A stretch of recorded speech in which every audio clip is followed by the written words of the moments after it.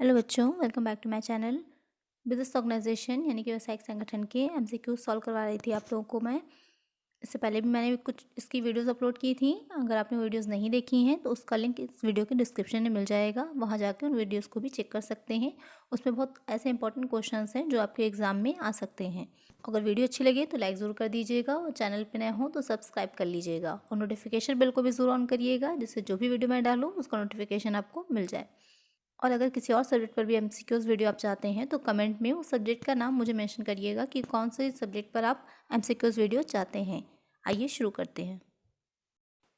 पहला क्वेश्चन है, व्यावसायिक इकाई के अनुकूलतम आकार होने से having optimum size of the business unit लाभ अधिक होता है, उत्पादन लागत कम होती है, साधनों का कुशलतम उपयोग होता है या फिर उपरोक्त सभी। तो व्यावसायिक इकाई का अनुकूलतम आकार से अर्थ ये है आपका कि जो बिज़नेस होता है हमारा या तो प्लांट लेवल पे हो रहा है, इंडस्ट्री लेवल पे हो रहा है या फिर फर्म लेवल पे हो रहा है, तो उसका अनुकूलतम आकार क्या है। जैसे कि कोई चीनी मिल है तो चीनी मिल कोई छोटे स्तर पर बिज़नेस नहीं किया जा सकता, उसको हम बड़े स्तर पर ही लगाते हैं।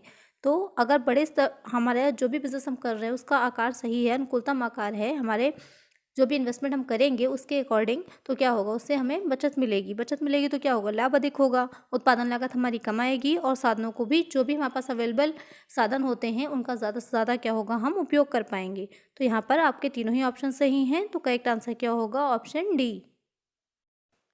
नेक्स्ट क्वेश्चन है, व्यावसायिक इकाई शब्द का प्रयोग कितने स्तरों पर किया जाता है and how many levels the term business unit is used, 2, 3, 5 या फिर 4। तो जो व्यावसायिक इकाई होती है, अभी इससे पहले क्वेश्चन में मैंने बताया था, इसके आपके 3 लेवल होते हैं। पहला हो जाएगा प्लांट लेवल, फिर आता है फर्म लेवल और तीसरा हो जाता है इंडस्ट्री लेवल। तो प्लांट लेवल में जूट मिल है, चीनी मिल है, ये सब चीज़ें आ जाती हैं। फर्म लेवल में आपका जो होता है तो प्लांट के प्रबंध और नियंत्रण और उत्पादित जो माल उत्पादन हो रहा है, सेवाओं की बिक्री हो रही है, उसकी व्यवस्था की जाती है। और जो तीसरा आपका आ रखा है इंडस्ट्री में बड़े पैमाने पर जो उद्योग होते हैं जैसे कि मशीन निर्माण उद्योग, ये सब चीज़ें आ जाती हैं। अब अच्छा, ये तीनों आपके कितने बड़े पैमाने पे होते हैं, तो जो प्लांट होता है वो सबसे छोटा होगा, उसके बाद आपकी फर्म आती है और उससे बड़े पैमाने पर जो हो जाएगा वो हो जाएगी इंडस्ट्री यानी कि उद्योग।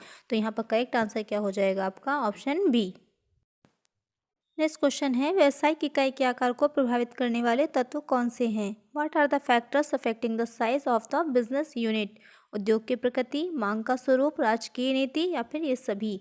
तो जो व्यावसायिक इकाई होती है तो उसका आकार कैसा होगा, उसको प्रभावित करने के कुछ तत्व भी हैं आपके। उनमें उद्योग की प्रकृति बहुत प्रभाव डालती है, क्योंकि आप जिस तरह का व्यवसाय कर रहे होंगे, जैसे कि अगर इस्पात उद्योग है या आपका भारी मशीनरी उद्योग है तो वो छोटे स्तर पे नहीं होगा, वो बड़े ही स्तर पे होगा। जैसे कि लघु और कुटीर उद्योग आपने सुना होगा होता है, तो क्या होता है, वो छोटे स्तर पे होता है, तो वो उसका भी प्रभाव पड़ता है व्यवसाय की इकाई के आकार को निर्धारित करने में। दूसरा है आपका मांग का स्वरूप। मांग कभी कभी किसी विशेष मौसम में किसी वस्तु की मांग अधिक हो जाती है। इसके अलावा मांग लोचदार है उस वस्तु की या बेलोचदार है, किस तरह की वस्तु का आप उत्पादन कर रहे हैं उस पर डिपेंड करता है। तो ये भी आपकी व्यावसायिक इकाई के आकार को प्रभावित करती है। तीसरा है आपका राजकीय नीति।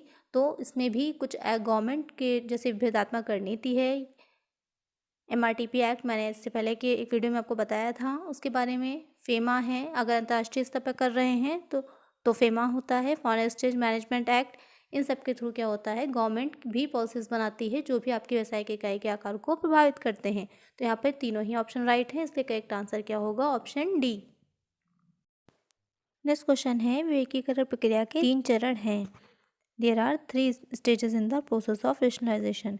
यहाँ पर आपके 3 चरण बताए गए हैं, आपको सही क्रम में बताना है कि सही सीरियल में बताना है कि कौन सा सही है। तो पहला नियोजन, विकास, पुनर्संगठन, नियोजन, पुनर्संगठन या विकास, विकास, पुनर्संगठन, नियोजन या पुनर्संगठन, नियोजन और विकास।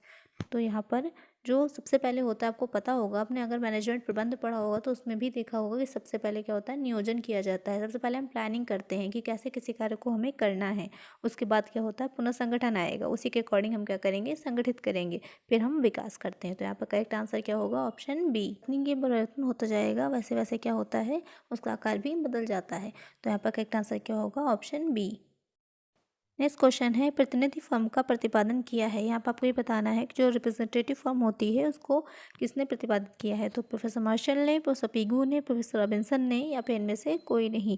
तो जो प्रोफेसर मार्शल थे आपके, जिनका पूरा नाम प्रोफेसर अल्फ्रेड मार्शल है, उन्होंने प्रतिनिधि फर्म का प्रतिपादन किया है। तो करेक्ट आंसर क्या होगा, ऑप्शन ए।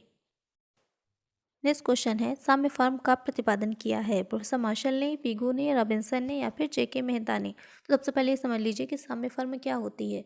एक ऐसी स्थिति में फर्म का होना जबकि उसे उत्पादन को बढ़ाने या घटाने की आवश्यकता नहीं होती, क्योंकि वो उसी स्टेज पर ही अधिकतम लाभ कमा रही होती है, तो उसे फर्म का साम्य बिंदु कहा जाता है। तो यहाँ पर इसका जो प्रतिपादन किया था वो किया था प्रोफेसर पिगू ने किया था। तो करेक्ट आंसर क्या हो जाएगा आपका? Option B. नेक्स्ट क्वेश्चन है, विकिकरण का जन्म स्थान है, यानी कि विकिकरण की शुरुआत कहाँ से हुई थी? भारत से, जर्मनी से, अमेरिका से, इनमें से कोई नहीं। तो जो विकिकरण की शुरुआत हुई थी वो हुई थी आपकी जर्मनी से। तो यहाँ पर करेक्ट आंसर होगा ऑप्शन बी। नेक्स्ट क्वेश्चन है, वैज्ञानिक प्रबंध की तुलना में विकिकरण है व्यापक है, संकुचित है, व्यापक और संकुचित दोनों हैं, इनमें से कोई नहीं। तो आपका जो व्यावसायिक संगठन है उसमें वैज्ञानिक प्रबंध भी आता है और विकिकरण भी आता है। वैज्ञानिक प्रबंध के जन्मदाता कौन थे? FW टेलर थे। और जो विकिकरण होता है उसका क्षेत्र वैज्ञानिक प्रबंध की तुलना में क्या होता है? ज़्यादा व्यापक होता है, क्योंकि विकिकरण में आपका क्या किया जाता है? वैज्ञानिक संगठन भी आता है, उत्पादों को कच्चे पदार्थों का प्रापिकरण भी आ जाता है, सरलीकरण आ जाएगा, विपणन प्रणाली में सुधार, ये सारी चीज़ें आपकी एकीकरण में आ जाती हैं। तो एकीकरण का क्षेत्र क्या होता है? ज़्यादा व्यापक हो जाता है। करेक्ट आंसर क्या हो जाएगा? Option A. आज की वीडियो में इतना ही। अगर वीडियो अच्छी लगी हो तो प्लीज़ लाइक करिएगा, और किसी और सब्जेक्ट पर भी आप MCQs चाह रहे हो तो मुझे कमेंट करिएगा, उस सब्जेक्ट का नेम कमेंट सेक्शन में लिखिएगा।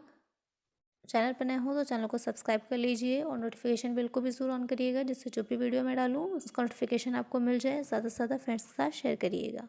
Thank you.